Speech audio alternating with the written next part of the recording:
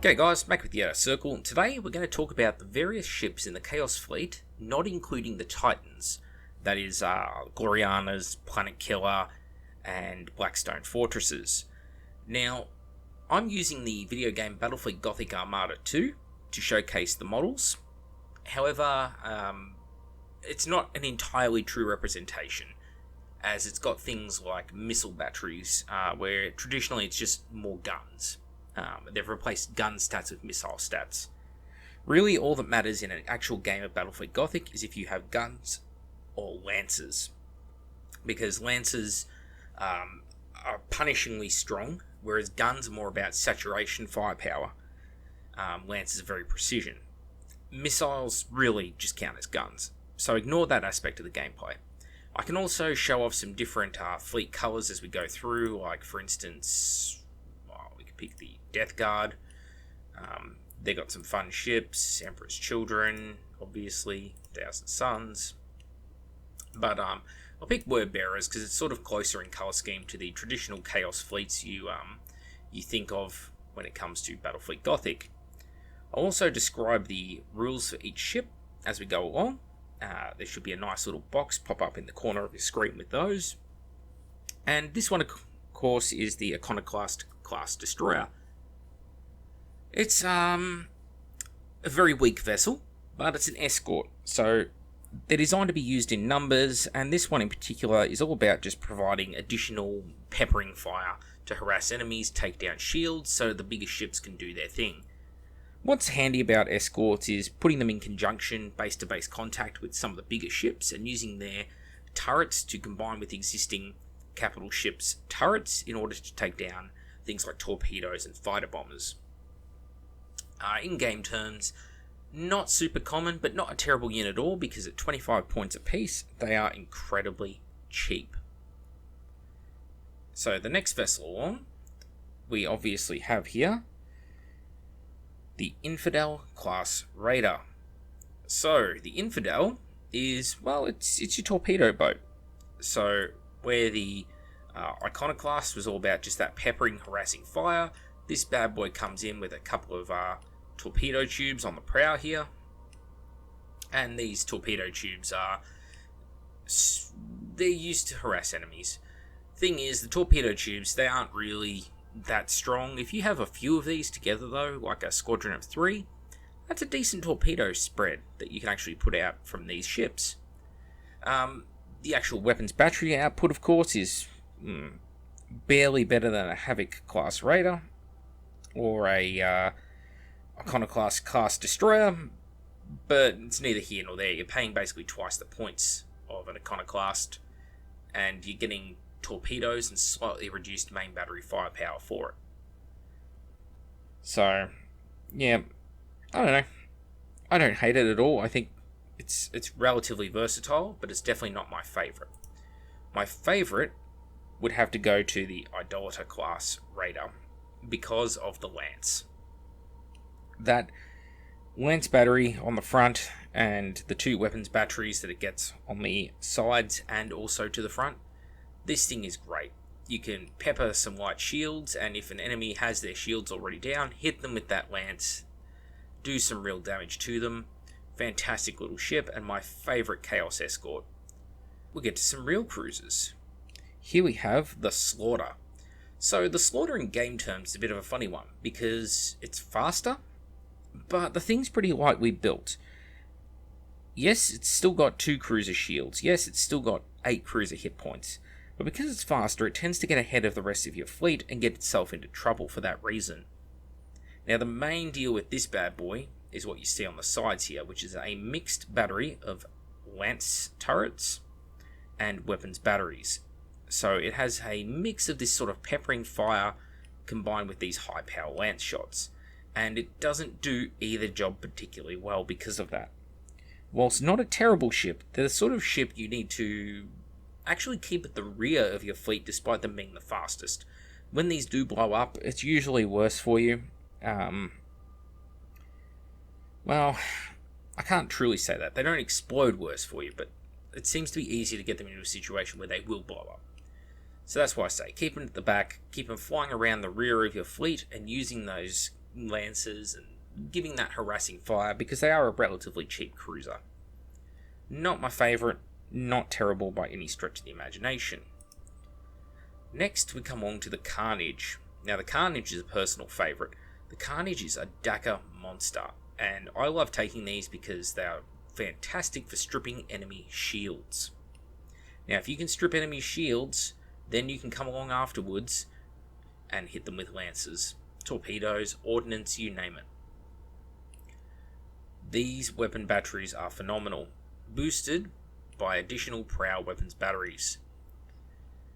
Now, this cruiser is, as I say, the mainstay in my fleets. If I can, I try and take these in numbers, because the ability to break enemy shields with them means that I can use a lot of lance heavy cruisers and lances on my capital ships to finish off enemy vessels. It has a sister ship, the Murder, which looks almost identical, except you've lost that extra macro weapons batteries up on top, and you've replaced it with some prow lance batteries up here. Now, the prow lance batteries, they're very, very handy. You can sit back, because these are incredibly long-ranged lance batteries, and you can cause some pretty nasty damage, to be honest. Hitting out from maximum range with these guys, 60 centimeters, and just punish enemy armor. I'll show you what they look like in some different Legion colors as well. So, for instance, there's the Death Guard with the cloud of flies. Nice. Some Night Lords.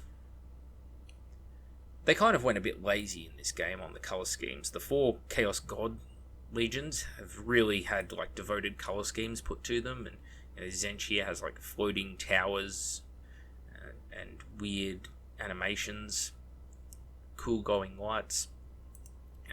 The World Eaters have all these crazy horns and iconography, and then you get to someone like the Iron Warriors. Not a single hazard stripe, just the entire ship's in grayscale, and has windows, which is something the Iron Warriors actually didn't have on their ships. They didn't like windows. They felt they were an unnecessary weak point, and that everything should be done with sensors in space combat.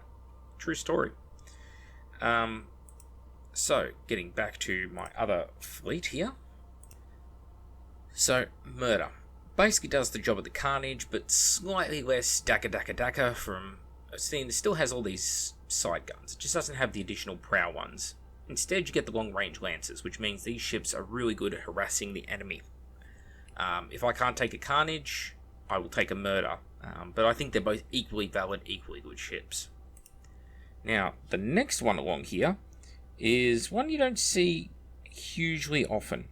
And this is the Devastation class. Now, the Devastation class is a mix of fighter bays and bomber bays on the sides here, which is what this big triangular construct is, and lancers. Now, I am not a huge fan of these style of ships. I suppose in small games they're alright, but I don't like hybrid vessels too much for the same reason I don't like them, and real navies didn't like them in real life. It's that they don't really do either job spectacularly. What do I mean by this? Well, it's good to have fighter bays, yes, but if they're an addition to a really strong capital ship, it's just a bonus. In this instance, you're sacrificing a huge amount of firepower to gain a little bit of ordnance. And also, it's only a little bit of ordnance, which means it's very easy for enemy turrets to shoot down. And so, I don't like these type of ships. As I say, just like real life when they tried hybrid battleship aircraft carriers, it doesn't work. Now, it doesn't mean they're a bad ship by any stretch of the imagination, but the way I like to play my carriers is to keep them at the back, keep them away from the fighting, constantly launching harassing waves of fighters in, while my other ships are in close using their firepower. And because of that, it means I try to go towards dedicated carriers in the rear line, or dedicated combat ships up front. By trying to mix the two together, it's like this ship needs to get stuck into the fighting, but it really doesn't have the firepower, with only a couple of lance batteries and a little bit of prow firepower, to really do much. So if you want to take one of these, you really need to supplement it with just a lot of, like, escorts perhaps, Iconoclast, for instance, to try and give it some weapon batteries. Yeah, it's a really tough one. Not a huge fan of them. Alright, moving along. The Acheron. The Acheron is a heavy cruiser. Now, heavy cruisers, you generally are not taking them until you've taken 2 regular cruisers. That's sort of the way these arbitrary limits work.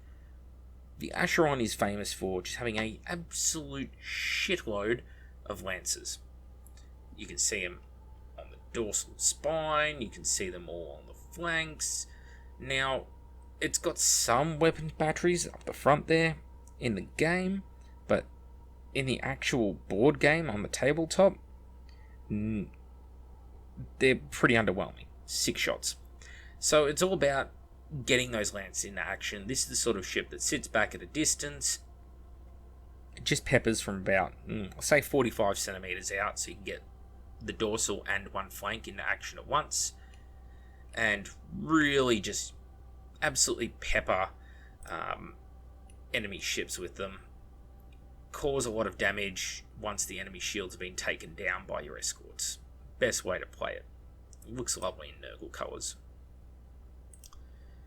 Alright, next one along, we have the Hades. Now, Hades, personal favourite heavy cruiser for the firepower role, because this has very strong prow lances. This is essentially a murder class cruiser, but with additional lance turrets on top. And this thing is just a murderer. I love the Hades class. 45 centimeters is complete fuck you range, because you've got so much firepower for stripping away shields. And then if you can get all of your lances into play, that's a potential 4 lances on top of that.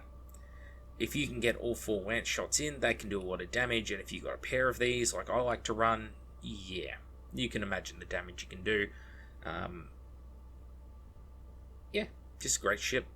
I like to run mine as Zinch. I run it in the Heresy Thousand Suns scheme though, so you don't get all these cool Christmas tree lights going on with the ship. Just take a second to show them off. Pretty neat, huh? Cool, can cut through the model apparently with the camera.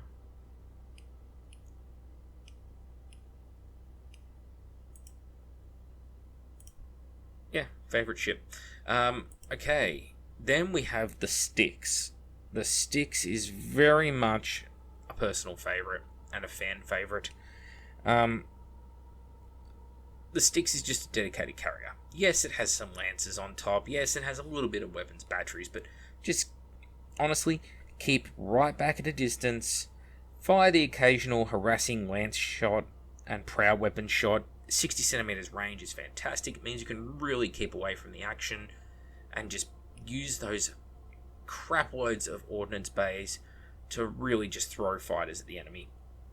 If you're playing smaller games where you've only got a heavy cruiser as a flagship, put your admiral in this. Get your best leadership in this so you can get those reload ordnance orders off. Needs to be done. There's also the Hecate heavy cruiser. Basically, everything I said about sort of trying to do multiple jobs at once applies here. But in this case, it's becoming more of a case of, okay, it's got lances, weapons, batteries. It's sort of got enough firepower. It's pretty much got a regular cruiser's firepower, supplemented by carrier capacity. But it's in the heavy cruiser slot. So, not the ideal ship to take, generally. If you are paying for these expensive models, you really want to get the most bang for your buck if you're ordering off Shapeways or you're printing your own or whatever. But that said, it does have a lot of cool points. It's a cool shape, cool design. So, if that's what floats your boat, go for it, guys. Alright, now we're getting into the actual real business end of things. So, we're getting into our grand cruisers here. And first off, the Repulsive. The Repulsive is just the be-all, end-all of your heavy cruisers. And that's what it is. It's a heavy cruiser. Yeah, they call it a Grand Cruiser. A Grand Cruiser is a heavy cruiser with slightly more hit points, basically. Yeah, you can upgrade to get a slightly better shield, basically. They're fast, 20 centimeters, nothing to sniff at. Yeah, your cruisers are going 25, but 20 is bad, not bad at all.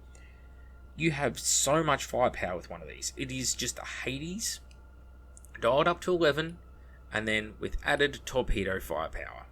And that's why I love it.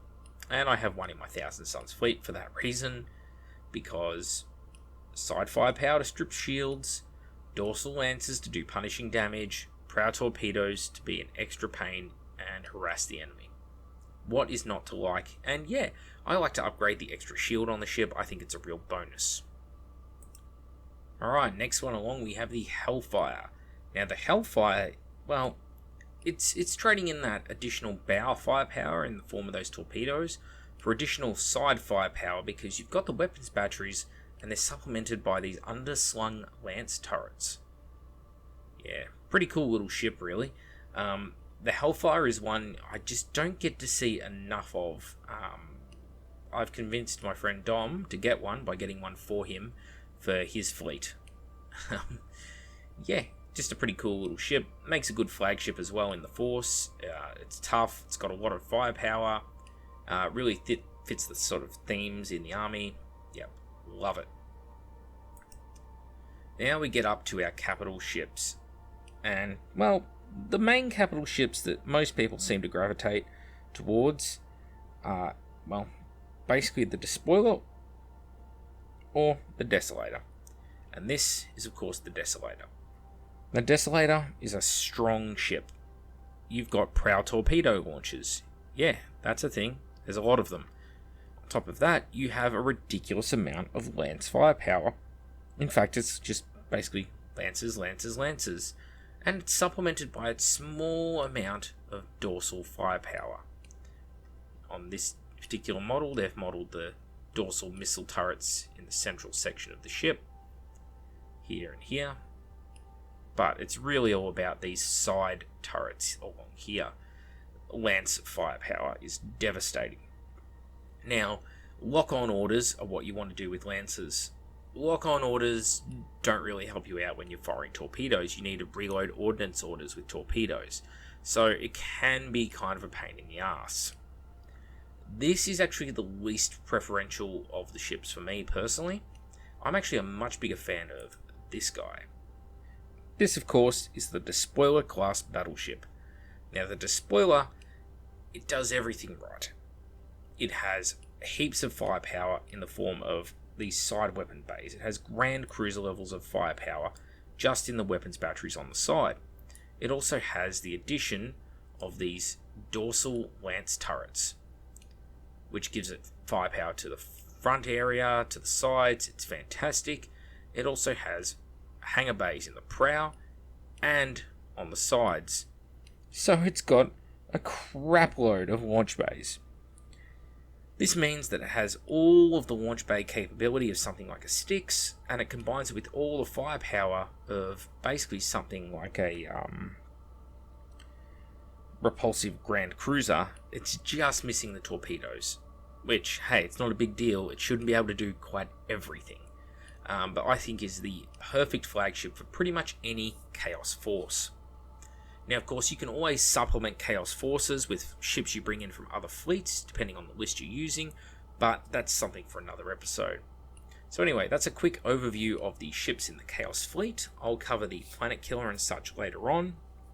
Have to come up with something to talk about the sort of light cruisers as well that weren't featured, but another time perhaps. Mac with the Outer Circle, thank you all for watching, and see you all next time.